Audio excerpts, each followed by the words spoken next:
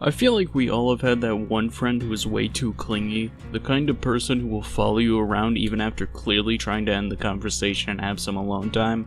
If this person were a killer in Dead by Daylight, they would be the Wraith, aka Philip Ojomo.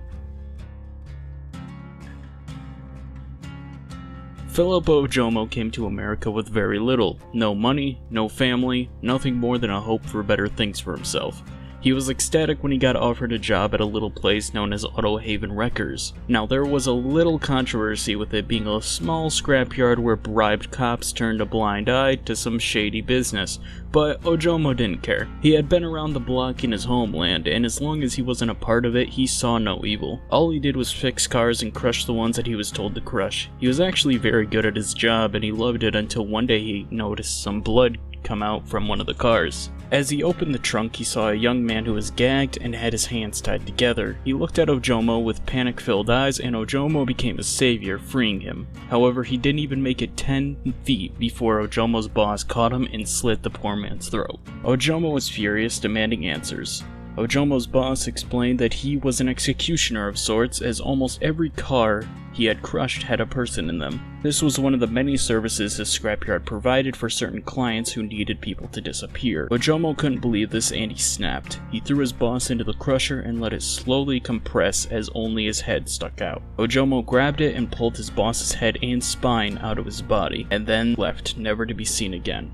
Fun fact, this same head and spine was then constructed into Wraith's main weapon he uses, Azarov's axe, named after Ojomo's boss, Azarov. The Wraith starts with 3 teachable perks: Predator, Bloodhound, and Shadowborn. Predator makes scratch marks survivors leave spawn considerably closer together. Bloodhound makes fresh blood marks considerably more discernible than normal, and they also are tracked for 4 seconds longer than normal. And finally, Shadowborn gives you a 15-degree wider field of view. The Wraith's power is the Wailing Bell. If you hold the power button, you can cloak yourself. While cloaked, the Wraith is granted 150% movement speed compared to the 115% movement speed he normally has when uncloaked. You are given the undetectable status effect, which means that survivors are unable to hear your terror radius and you have near total invisibility. However, the drawback is that you are unable to attack while cloaked, but you can still interact with pallets, breakable walls, and generators all the same. When you decide to uncloak, you are granted a 1-second burst of speed immediately after reappearing. The Wailing Bell can be heard up to a distance of 24 meters by default. Getting hit by a pallet when you are invisible will make you visible again. The Wraith is a killer for people who want to go fast with very little getting in the way of that.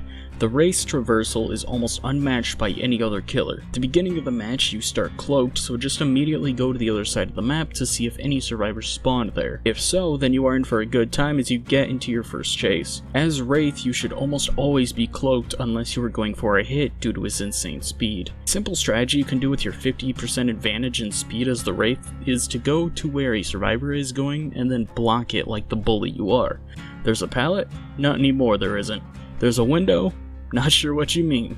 This killer's body blocking potential is unmatched, so if you have the distance to do it, go ahead and do it. Or you could be lame and uncloak instead of basking in the survivor's defeated look as he realizes his only way of escape has been blocked off.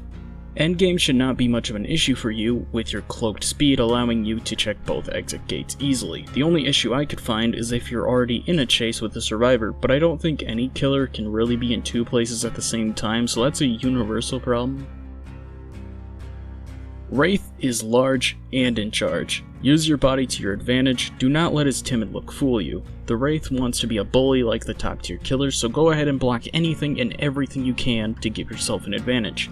Now is the time we talk about the add-ons, and there are a few standout ones. Shadow Dance Blood allows you to break pallets, generators, or walls 60% faster while cloaked, as well as vaulting 60% faster. The Serpent, which makes the Wraith uncloak completely when he breaks a pallet, wall, or a generator, as well as giving him the speed boost afterwards. Blink White increases cloaking speed by 60%, and finally the most busted add-on of all for the Wraith, only being an uncommon rarity, the Bone Clapper.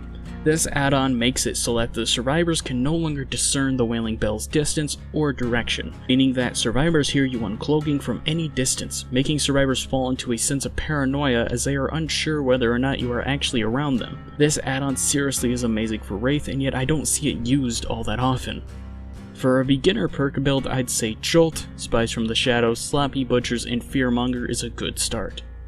For a meme build though, we have Pallet Destroyer Wraith.